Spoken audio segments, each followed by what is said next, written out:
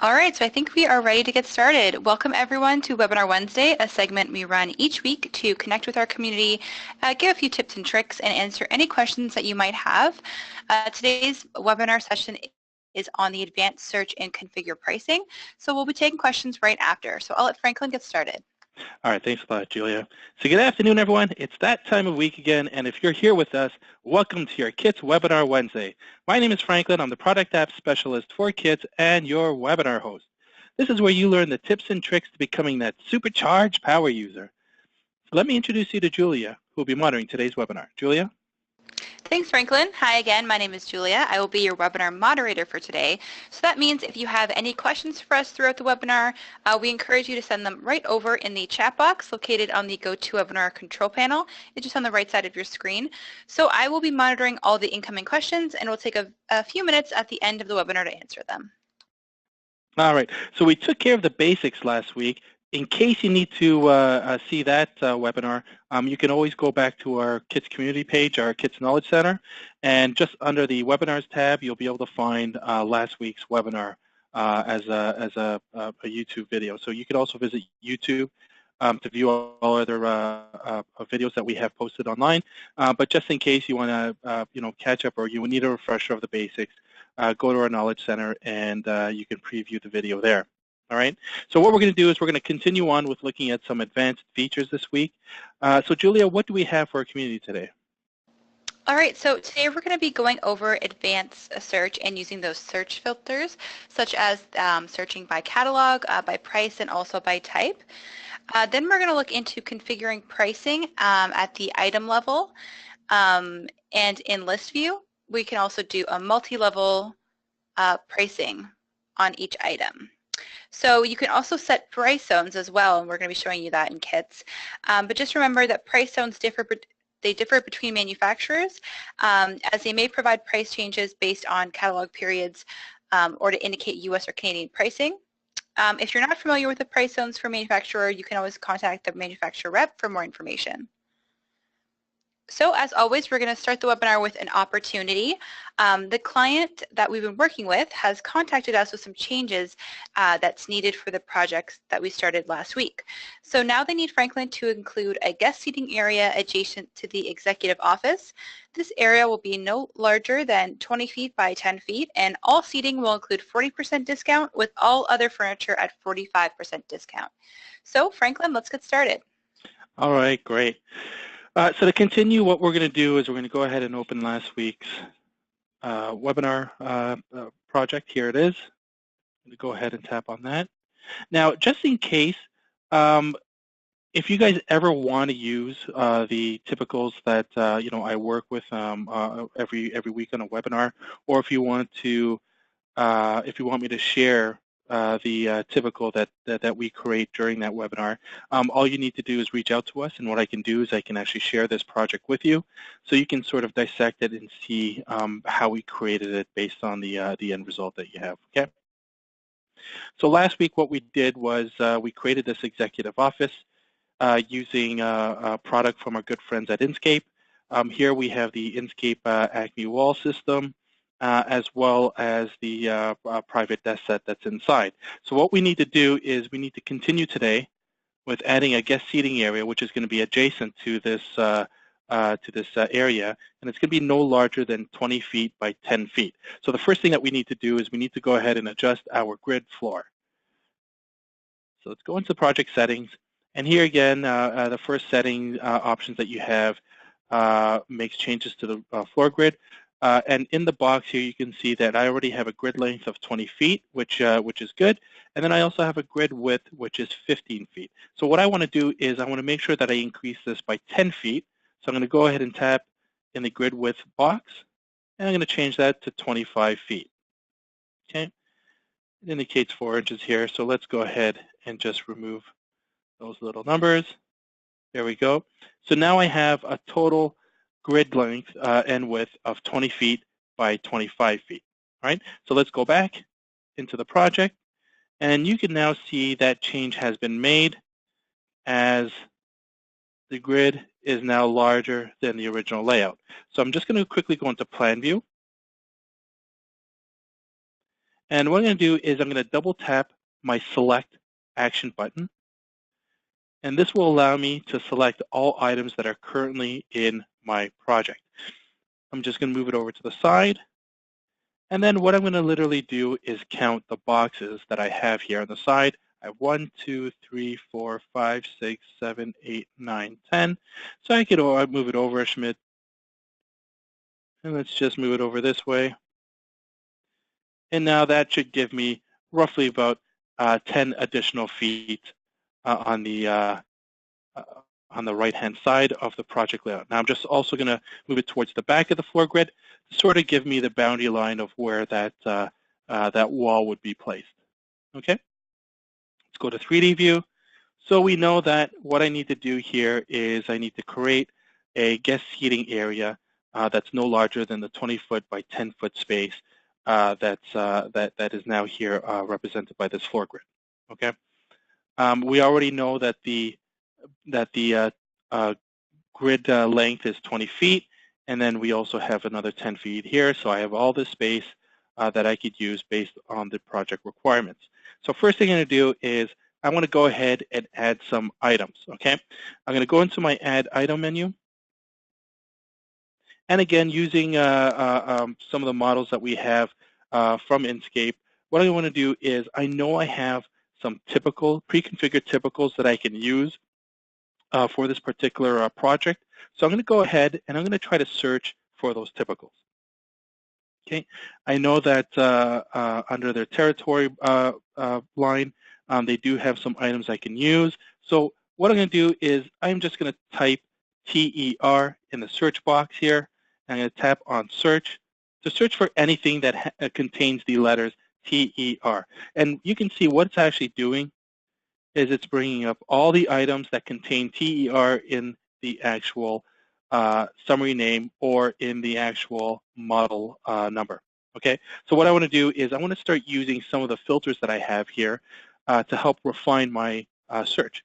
So I do know that I'm looking for a typical, and by default, under the type filter, we have both items and typicals. Now, items are the catalog items that are found in the manufacturer's catalogs, and typicals are obviously the pre-configured typicals that are found in the manufacturer's galleries that are in kits.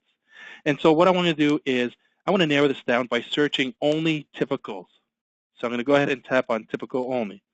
Again, you can see I still have quite a few results here, and you can see with the gray little bar at the right-hand side how many items I have within this search criteria. I need to narrow this down. All right, so I know that the price range is probably going to be anywhere between, let's say, around $15,000 to about $20,000. So I'm going to go ahead and change my price range button here, and I want to bring that all the way up to about, let's say, $16,000, and then drop this down to, let's say, about $25,000. And there you go. So I've now narrowed down my results. These are the two results that I'm looking for. I'm going to go ahead and double tap on one of the images, and let's go ahead and add this particular set to the drawing. All right, great. I'm going to just quickly go into Plan View, and let's just do a quick rotate, and let's get that along the back wall and the side there. All right, let's go to 3D view. So there I have my first iteration of this particular project, adding this typical set here, which works perfectly for my guest seating area. Now what I want to do is I want to add 2 more seats, and what I want to do is basically find one good a seat configuration, and we're going to duplicate that. And what I also want to do is I want to also have some type of let's say private wall or some kind of screen that's added here to give this space just a little bit more privacy. This is actually going to be used for both guest seating as well as casual meeting space for the executive staff member and his staff. All right, so what I want to do is I'm going to go back into the Add Item menu. And again, I want to use the search result. So what I'm going to do is I'm going to first tap on Reset All to reset my search criteria. I'm going to tap anywhere on the screen to close my catalog filter. Now I'm going to tap back into the search box. And what I want to do is I want to now search for a particular item. Now, I know it's going to be a seat, and I know it's going to be Inkscape. I don't want to spend no more than about, let's say, $2,000 to $3,000 on this. So what I want to do is I'm just going to type in seat. Now, the most important thing to actually take from here is you need to understand and know the manufacturer's lingo, the lingo that they use in terms of referencing their catalog items. This is going to differ between all manufacturers, and it may even differ between manufacturer series, the different lines that they carry. So, product knowledge is key here. You need to understand the manufacturer that you're working with and the type of lingo that they're using. You could be searching for some standards like credenzas, pedestals, all that kind of stuff. And instead of typing in pedestal or credenza, I would use short form, PED for pedestal, CRED for credenza. These would actually get you much greater results. This is not a Google search, okay? It doesn't act the same way. You need to phrase the search based on the actual lingo that's used in the summary of the actual catalog item or in the typical set. Okay. All right, so I'm searching for seat, and that really gives me some great results. Obviously, it's doing a global search against all the content that I have already downloaded onto my iPad. So again, what we want to do is we want to refine this because we know we need to use Inkscape. So I'm going to go ahead and tap on Inkscape. You can see automatically how quickly that changes my results. It actually really narrowed it down. I can even take that a step further by indicating the price range, which will fall between $1,500 to $2,500, and there are my items that I want to use. So I'm going to go ahead and bring in this Vail Ease chair. So I'm going to go ahead and tap on the plus sign to bring that in. Now again, you can see the last time I double tapped on the image, this time I tapped on the plus sign. There are multiple ways of adding items to your scene. Know which way is best, so you just work with whatever works best for you. Okay. So I brought this seat in. I'm not going to fix it yet because I want to also bring in one of those ottoman that was there. So I'm going to go ahead and double tap on this square ottoman, and we're also going to bring that into the fold. Okay, so again, this is an ottoman that can also work as a soft coffee table or whatever. You got options here. Last thing I want to do is I want to now search for that private screen. Now I know which one. It's a private screen that I always use, and the model number is VL Cloak. And what I want to do here is show you that if you do know the actual model number, you can simply tap that in to the search here as well to do a direct search to find that particular item. There it is. Let's go ahead and double tap on that, add the project, and now let's bring it into our scene. Okay, I'm now going to go into plan view, and now I'm going to use the floor grid to help align my items.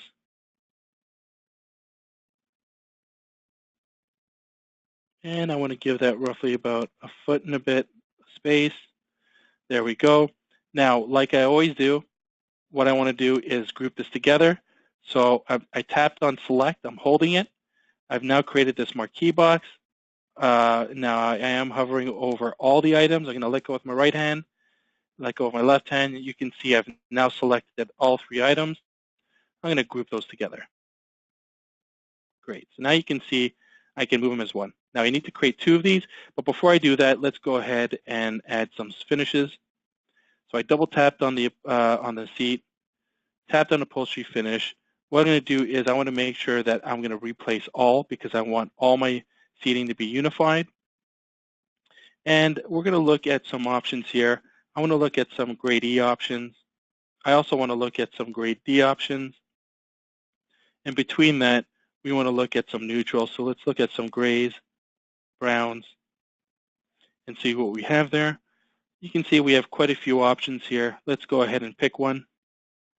Now you guys are the designers today, so you can pick whichever ones you want to use. I'm going to go ahead with that. I'm going to tap on Done. And you can now see it. It has been applied to all the items. Let's go ahead and double tap on that back screen. And we're going to tap on the first option. I'm just going to say this is going to be private. We can also make it semi-private. There we go. Tap on next. Let's go ahead and pick a grade there, our swatch there, and there you go. So now we can align this. I'm not really feeling that fabric, so let's go ahead and make a change to that fabric. Let's go with the grade D. We want to look at some grays. And I'm going to go ahead and pick a nice herringbone. There we go. Replace all, tap on done, and you can now see how that quickly finishes. Let's also make some changes to the seat cushion here. And we're also going to make a change to that color. And tap on done. All right, great. So now let's move this all in place.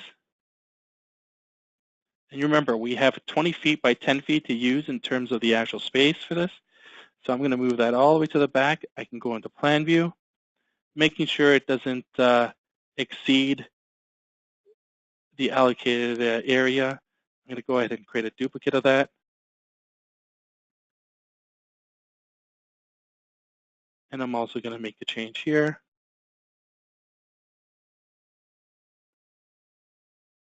Let's move it along there. So now if we take a look at this, you can now see the space that we've created. Again, we can make changes to that.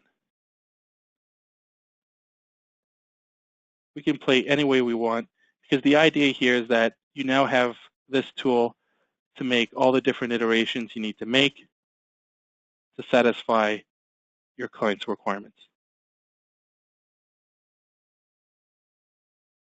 Okay, so we now have the seating area all created. One thing that I want to do is I want to show you something. If we double tap on the seat, you have here the option to configure price.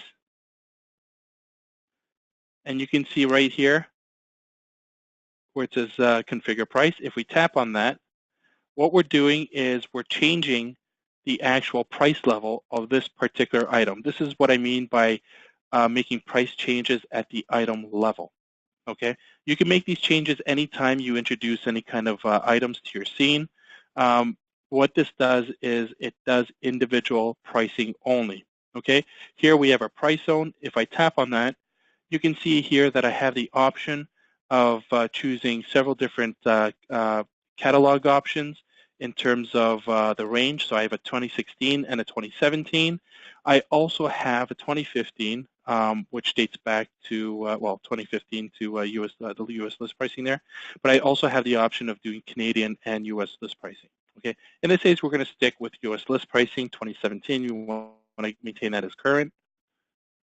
I'm going to go back. And we do have the option of pricing method. Okay, so I went ahead and tapped on none. What I want to do is I want to add my list plus. This is where I can adjust the pricing to include an upcharge. Okay, the one thing that you do have to understand here is right now we're working with the manufacturer's catalog list pricing. This is not the dealer pricing. This is catalog list pricing only.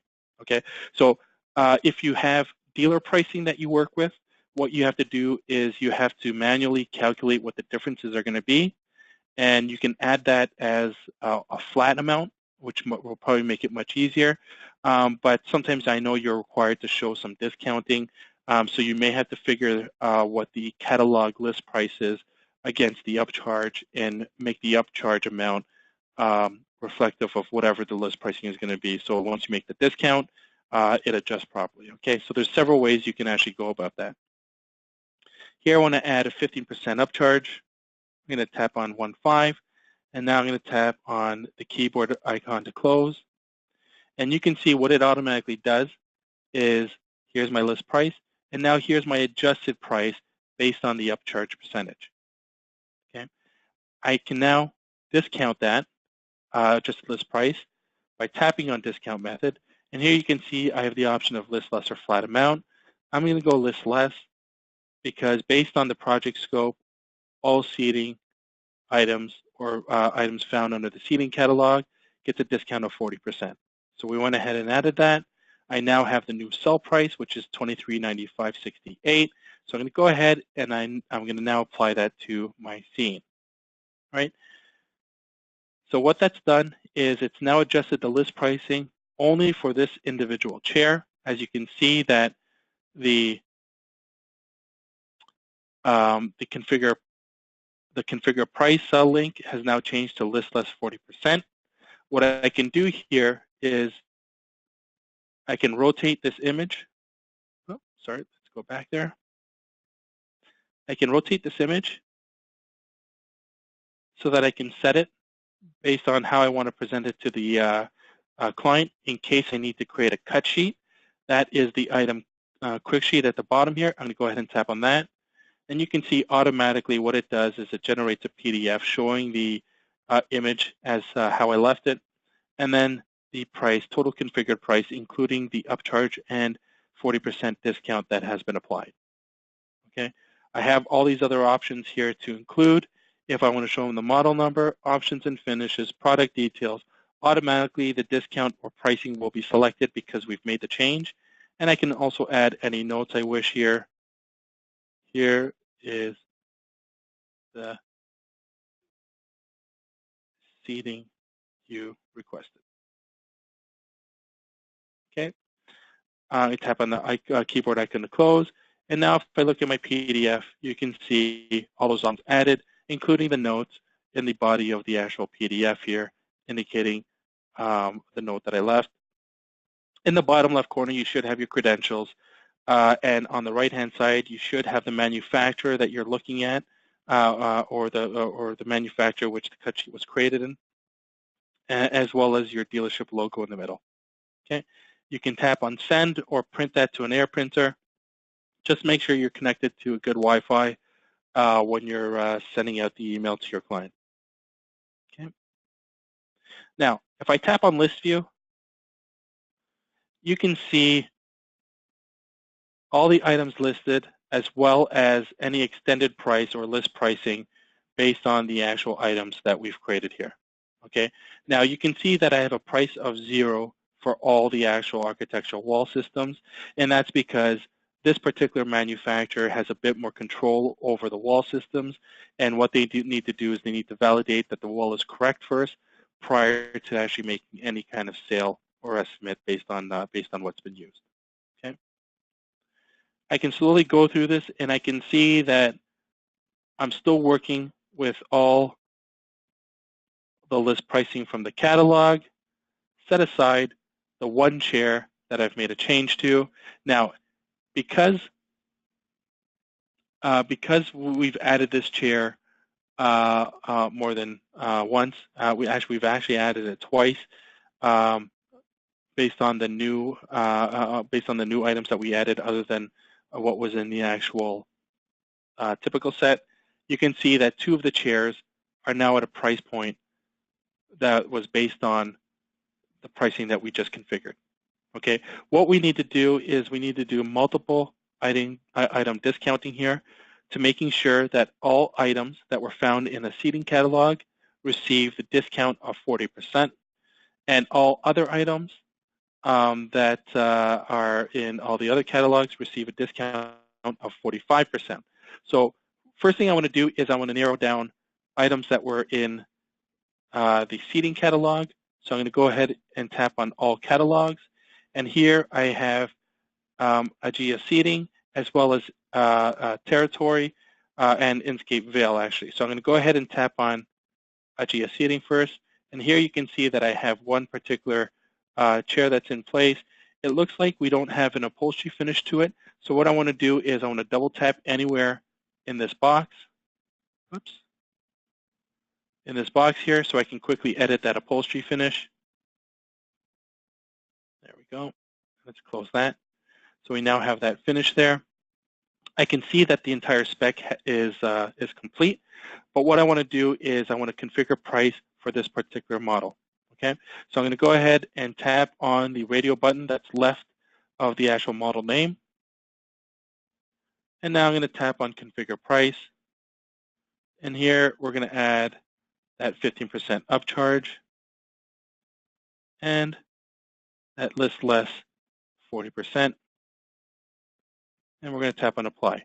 Now, I only did it to one particular item because that was the only item that was found under AGIA Seating here. So let's go ahead and tap on AGIA Seating again.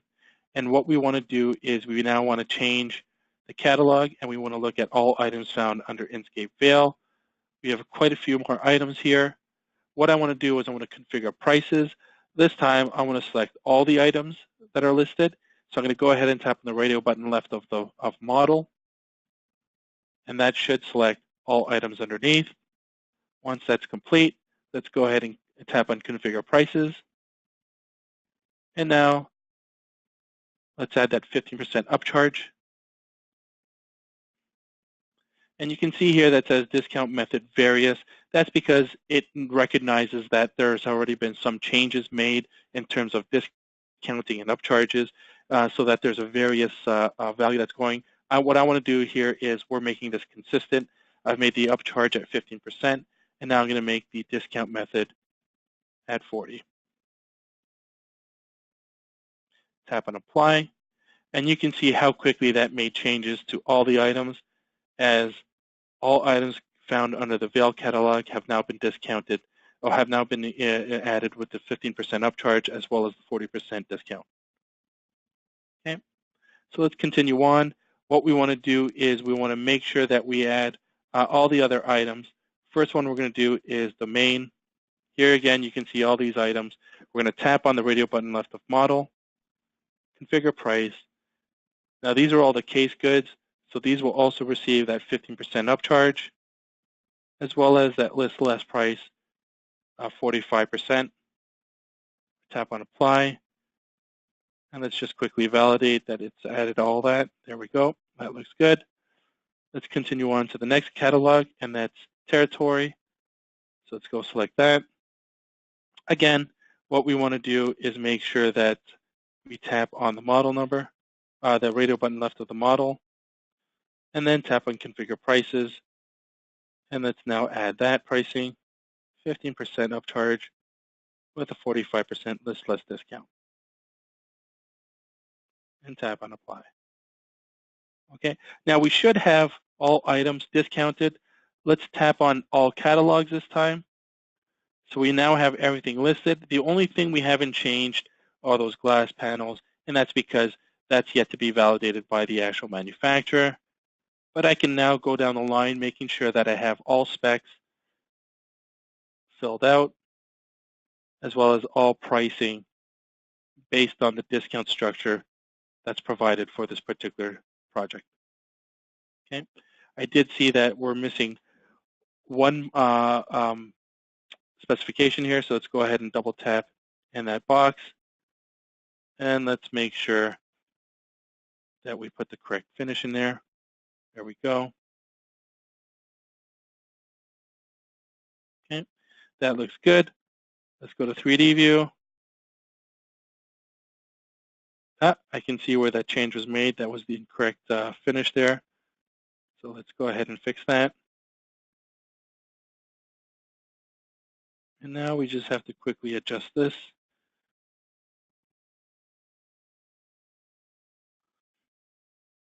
Okay, great. And that's looking absolutely fine. Quite happy with this. So let's go ahead and create a rendering that we can send off to the client. And what I want to do is I want to try to capture everything that we have here.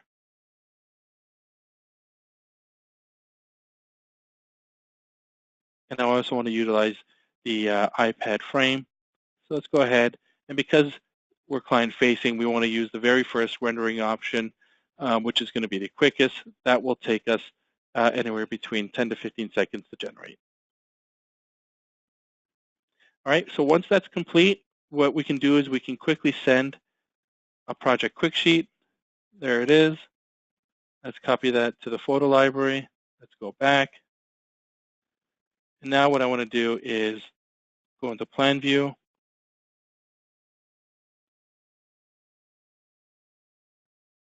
And expand the plan view as best as possible so that I can create a line drawing of the actual layout. That'll take a second. There you have it. Copy that to the photo library. And now let's tap on the share icon. Let's create that project quick sheet.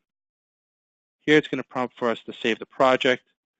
However, I can change the project name to anything I want. Doesn't affect the actual project name. Here I'm going to say this is the KISP office. And then let's go ahead and pick one of the wonderful renderings that we've created. I'm going to go ahead and pick this one. And now I can go ahead and add some notes if I like. Here's your new estimation.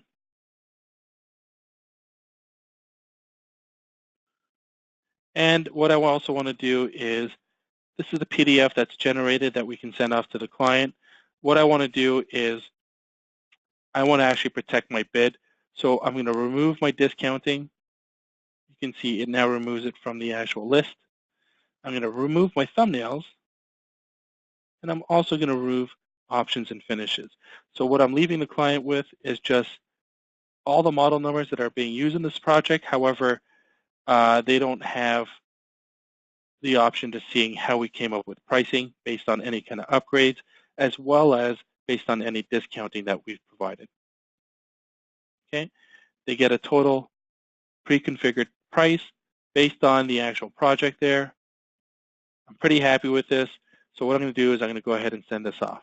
And that's pretty much it, everyone. We've now shown you how to use the advanced search filter to search for items and to create refined granular search results, as well as doing multiple item pricing as well as multi-item pricing for your project. Thanks a lot for joining us. We look forward to hearing back from you guys. If you need to contact us, you can reach us at the contact information on the screen.